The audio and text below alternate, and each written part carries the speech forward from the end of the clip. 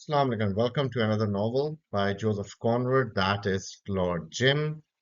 Heart of darkness की तरह ये नॉवल भी बड़ा मशहूर हुआ क्योंकि इसके अंदर भी एक्सप्लोरेशन है, इसके अंदर भी एक्सप्लॉयटेशन है, इसके अंदर एक बंदे की सेल्फ एक रियलाइजेशन, उसका गिल्ट, उसका उस गिल्ट को दोबारा से रिमूव करना और अपनी पर्सनल विक्ट्री, तो ये सारी चीजें इसके अंदर शामिल है।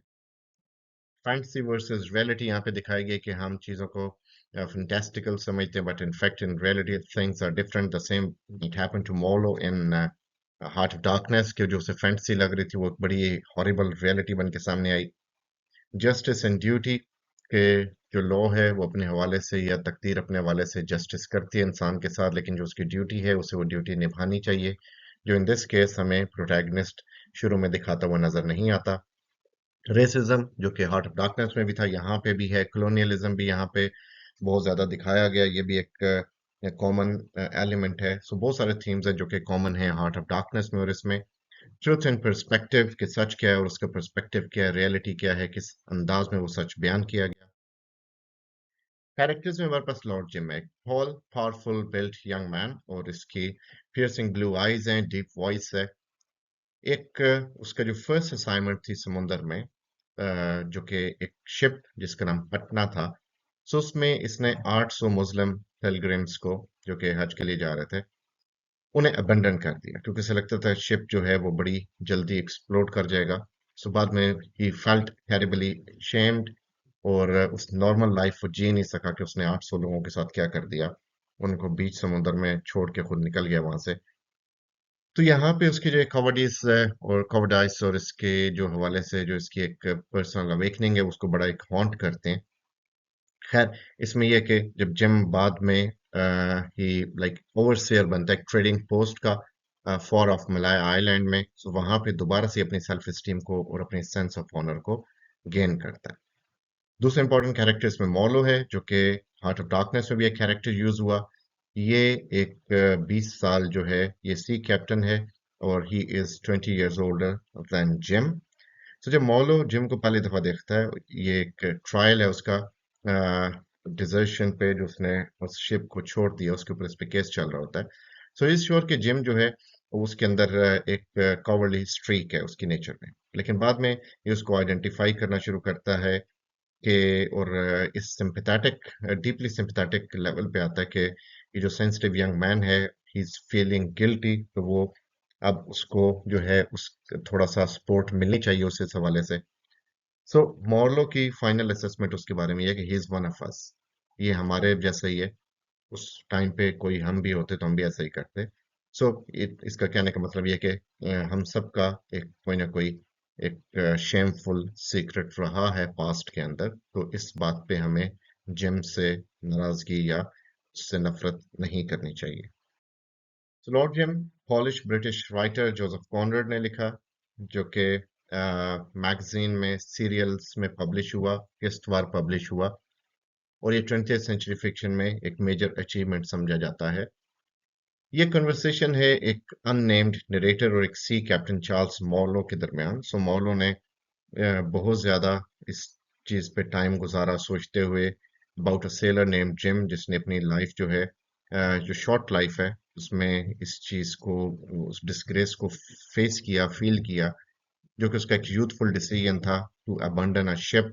तो वो उस हवाले से बड़ा परेशान है, तो ये इस चीज को, इस स्टोरी को ये डिस्कस करते हैं। सो जिम जो एक बेटा है इंग्लिश पार्सन का, he like had like a choice to go on sea, और ये उसने बड़ी अर्ली एज में डिसीजन लिया, और अभी वो ट्रेनिंग में था कि एक उसने ये वेसल को जब इसने एक स्टॉर्म के अंदर छोड़ दिया, और आफ्टरवर्ड्स वो जो उसकी इसकी फेलियर थी उसके हवाले से ये बड़ा परेशान रहा। इसने एक चैलेंज का वेट किया कि जो एक इसके करेज को शो करे, ताकि ये अपना इस बदनामी का दाग ये धो सके लोगों के सामने। खैर, after recovering from an injury, so Jim जो है वो अपने first like mate on the Patna, so उससे एक शिप पे जाता है। एक उसमें अर्ली आयरन ट्रैम्प स्टीमर है ये, जो कि 800 पिलग्रिम्स को लेके जा रहा है to the port on the Red Sea. अब समुंदर में आए हुए काफी दिन हो जाते हैं कि शिप जो है वो किसी रैकेट से टकराता है, और जब इसके डैमेज को एग्जामिन किया जाता है तो जिम को लगता है कि ये जो शिप है ये बहुत जल्दी कोलैप्स हो जाएगा, और कोई पॉसिबिलिटी नहीं है कि हर बंदे को वहां बचाया जाए। 800 बंदा है, वो किस किस को बचाएंगे। जिम अपनी ड्यूटी करना चाहता है, तो वो बहुत सारे पैसेंजर्स जो हैं उन्हें लाइफ बोट पे डालना शुरू करता है। खैर, जो कैप्टन और जो बाकी क्रू मैन हैं वो अपने आप को बचाने की कोशिश करते हैं, और वो पैसेंजर्स को उनकी फेट पे छोड़ के चले जाते हैं। सो जिम जो है वो लाइक शिप पे ही रहता है, वो उनके साथ नहीं जाता उस वक्त। तो फिर दूर वो होराइजन में जब उन्हें देखता है जाते हुए, तो लास्ट मोमेंट पे जिम भी शिप को अबंडन कर देता है और कैप्टन को लाइफ बोट में जाके ज्वाइन कर लेता है। अब जिम और जो क्रू है ये दूर से पटना को देखते हैं, उस स्टीमर को, कि उसके आसपास समुद्री वेव्स हैं, और जिम जो है इमेजिन करता है कि शायद वो उनकी पैसेंजर्स की आवाज़ों को सुन रहा है चीखते हुए। खैर, काफ़ी दिन गुजर जाते हैं वहाँ पे, और जो क्रू है उसमें एक और स्टीमर जो है वो उस क्रू को एक और स्टीमर उठा लेता है और उसे फार ईस्ट ले जाते हैं पोर्ट में। Now they are agreed on like alibi for the desertion, लेकिन वो कवर तब ब्लोन होती है कि जब पटना मिल जाता है स्टिल अफ्लोट, वो नहीं डूबा, और एक और शिप उसको टो कर होता है पोर्ट में। और मैजिस्ट्रेट की कोर्ट में ये है कि it is convene to try the crew for their desertion, लेकिन जो रेस्ट ऑफ द क्रू है वो पीछे हट जाता है, और वो सारी जिम्मेदारी जिम पे डाल देते हैं कि ये कोर्ट को अकेला फेस करे, उस केस को अकेला फेस करे। वो इंसिस्ट करता है कि लाइक उसने बेशक गलत किया, लेकिन there was not the thickness of a sheet of paper between the right and wrong of his affair. कि उस टाइम पे वो इतना कंफ्यूज था, इतना परेशान था कि उसे जो सही लगा उसने किया। उस वक्त कुछ ऐसा नहीं था कि वो ये सोचा था कि उन्हें डिजर्ट कर रहा है। बहरहाल उसने अपनी कोशिश की, लेकिन वो कहता कि मैं कामयाब नहीं हो सका, तो मुझे जाना पड़ा। खैर, ऑडियंस जो ट्रायल को सुन रही है उसमें चार्ल्स मॉलो भी है, जो कि कैप्टन है। वो जिम के कॉन्डक्ट से बड़ा हॉरिफाइड फील करता है, लेकिन जब वो देखता है कि उसमें गिल्ट है, शेम है, तो वो उसे लगता है कि कुछ ऐसा उसके अंदर भी है जो कि एक टॉर्चर्ड सेलर बनाता है उसे। तो हर एक बंदे का एक पास्ट होता है। सो ट्रायल के एंड में जिम को अपने नेवल सर्टिफिकेट से स्ट्रिप कर दिया जाता है, और मौलो जो है वो उसे वापस अपने फ्लीट पे लेके आता है। खैर, ईच टाइम जिम जो है when he finds a place to live and have a decent job, जो उसका एक तरह से इक्विलिब्रियम है वो डिस्टर्ब होता है, क्योंकि उसे वो पटना अफेयर याद आता है, और दोबारा से वो कहीं ना कहीं डिसअपियर हो जाता है, कहीं ना कहीं छोड़ जाता है काम को, क्योंकि डिसहार्टन हो जाता है, गिल्टी फील करता है। मार्लो जिम को स्टोरी सुनाता है, और जिम की स्टोरी बेसिकली अपने फ्रेंड हेयर स्टेन को सुनाता है। सो स्टेन कंक्लूड करता है कि जिम जो है एक रोमांटिक है, इंसान है, और romantic in the sense the जो कि उन इंडिविजुअलिटी को पसंद करता है, एस्केपिस्ट है इस सेंस में। और सजेस्ट करता है कि लाइक वो शायद वो एडवेंचर को लेना पसंद करेगा, और स्टेन की जो ट्रेडिंग स्टेशन है पैटरसन में, सो ये वहां पे जाना जाएगा के साथ।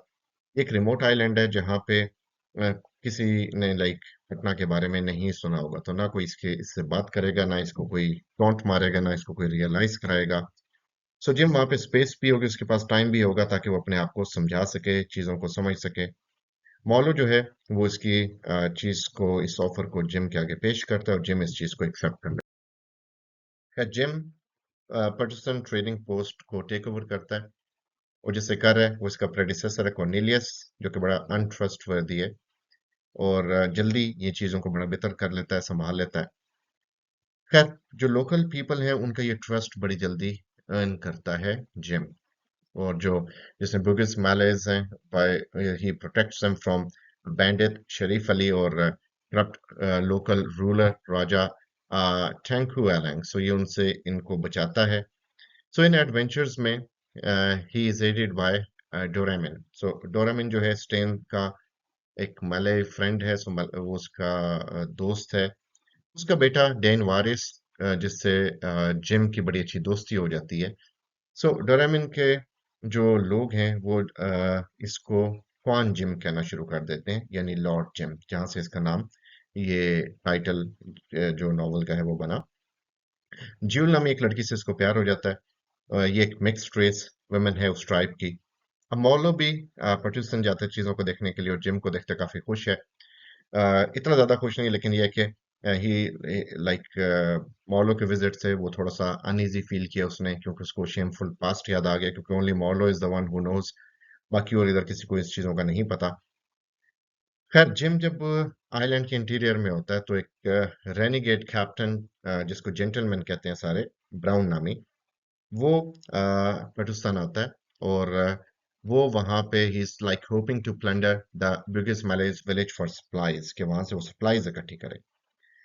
अब डेन वारिस जो है वो डिफेंस करता है विलेज का, और ये जो पायरेट आया है ये उसको एक तरह से इनको इनसे लड़ाई कर।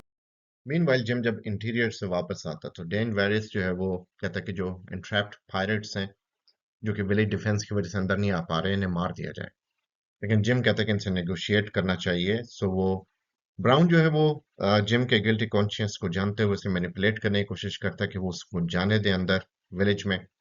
लेकिन जिम जो है वो ब्राउन से प्रॉमिस करता है safe conduct down river to the sea and to the villagers. वो प्रॉमिस करता है कि जो ब्राउन के आदमी हैं वो उन्हें नुकसान नहीं पहुंचाएंगे, और वो अपनी लाइफ को एज अ सिक्योरिटी उसके हवाले करता है। कॉर्नेलियस जो मौके का इंतजार कर रहा होता है कि उसे कोई अपॉर्चुनिटी मिले और वो दोबारा से ये जो पोस्ट है स्टेन की वो वापस ले और जिम को निकाले यहाँ से। वो ब्राउन को एक साइड चैनल और ऐसा रूट दिखाता है जो कि उसे इस डिफेंस से बाईपास कर देगा, और वो विलेज के डिफेंस को शैटर कर सकेगा पीछे से। सो ब्राउन जो है विलेजर्स को एम्बुश करता है और उसमें डेन वारिस मारा जाता है, और भी लोग मारे जाते हैं, और वो अपना ये प्लंडर करके वहां से भाग जाता है। अब जिम को जब पता लगता है डेन वारिस की डेथ का, वो बहुत ज्यादा हॉरिफाइड फील करता है। अब ज्यूल और उसके जो सर्वेंट हैं, उसका सर्वेंट, वो उसे अर्ज करते हैं जिम से कि ये भाग जाए या फिर जो है अपने आप को आर्म करे ताकि वो विलेजर्स का बदला ले सके। जिम क्या करता है, Jim chooses to hand himself over to Doramin. वो अपने आप को डोरेमन के वाले कर देता है कि मेरी लाइफ एज अ सिक्योरिटी जो कि मैंने बात की थी, तो ये मैं तुम्हारे सामने हूँ। और वो उसे गोली मारता है जो उसके दिल में लगती है, और इससे वो एक प्राइड से उसकी डेथ होती है। यानी अब वो भागा नहीं, हालांकि वो भाग सकता था, वो पायरेट्स के साथ भी निकल सकता था, वो पायरेट्स के साथ मिलके विलेज को लुटता देख सकता था, अपनी जान बचा सकता था, लेकिन उसने ऐसा नहीं किया। उसने पायरेट्स को रोका भी, लेकिन कॉर्नेलियस की गलती की वजह से, बल्कि कॉर्नेलियस की चाल की वजह से चीजें खराब हुई। लेकिन फिर भी जिम ने अपने आप को पेश कर दिया, क्योंकि उसने एक तरह से प्लेज लिया था। तो ये जो है नॉवल, इसमें एक बंदे की एक ऐसी डेवलपमेंट दिखाई जो कि मुख्तलिफ टाइम्स में बहुत पहले जिसने एक एक्ट किया जो कि उसकी लाइफ में उसको लगा था बड़ा शेमफुल है, तो अब लाइफ के एंड में जो उसने एक्ट किया, उसने एक तरह से अपने गुनाहों को धो दिया, अपने जुर्म का एक तरह से कफारा अदा कर दिया, उसने अपनी जान दे के अपने प्राइड को सेव किया। सो इसमें जो है जिस तरह ये लोग अटैक कर रहे हैं पायरेट्स, और जिस तरह बाहर से लोग आ रहे हैं, इन्होंने ट्रेडिंग पोस्ट्स बनाई हुई हैं, ये कॉलोनियलिज्म को जाहिर कर रहा है कि किस तरह वहाँ के लोकल्स को मैनिपुलेट किया जाता है, वहाँ पे चीज़ों को अपने असर रसूख में रखा जाता है, किस तरह वहाँ पे इंपीरियलिज्म फैल रहा है, किस तरह वहाँ पे रेसिज्म है कि लोग एक दूसरे के एक एथनिक बैकग्राउंड की वजह से एक दूसरे के दुश्मन हैं, एक दूसरे के खिलाफ हेट स्पीच बोल रहे हैं, ऑफेंसिव लैंग्वेज बोल रहे हैं, डेरोगेटरी कमेंट्स दे रहे हैं। So this makes the novel very successful, क्योंकि उस जमाने को रियलिस्टिकली इसने दिखाया जोसेफ कॉनरड ने। सो इस चैनल को सब्सक्राइब कीजिएगा और सबसे शेयर कीजिएगा।